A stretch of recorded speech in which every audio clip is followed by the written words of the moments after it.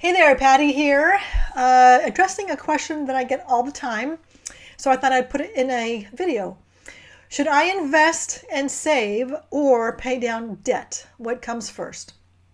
So, by a numbers perspective, the interest rate on your credit card is going to be higher than what you're going to earn in a checking or savings account, potentially even in the markets, obviously, if you've got the credit cards now in the teens or 20s. However, if you don't have an emergency fund of at least 3 months, ideally 6 months worth of living expenses set aside, that's your focus. Do that before you pay down your credit cards. Because if something happens and you need money quickly and it's an emergency, a true emergency, you want to have that money readily available. If you lose a job and you've got to pay bills, if you have a big car expense, if you have a big medical expense, anything like that, life happens. You want to have that money set aside and you can get to it in a day. That should be your first and foremost priority.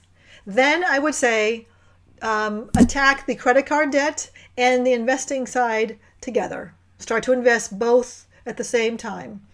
It's important to get your credit card debt paid down as quickly as possible because it's high interest rate. However, I'd like to see you start investing, get into that habit of investing, start to build your portfolio, whether it's retirement or just a regular brokerage account.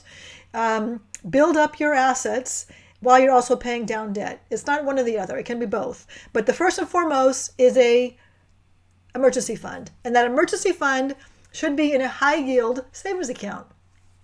Not in your checking account earning nothing, not in the traditional savings account that's earning nothing, but in a high yield savings account or a money market account. You can go to like a Vanguard, Fidelity, a Schwab. They have money market accounts there. Those are typically not FDIC insured. Pretty safe, but they're not FDIC insured.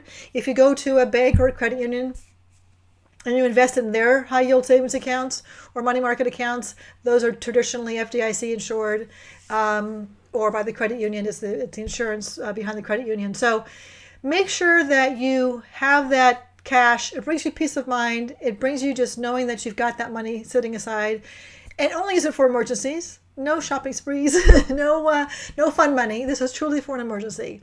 Okay, I hope that helps. Good luck. Any questions, feel free to reach out to me. I'll be happy to create a video based on your questions.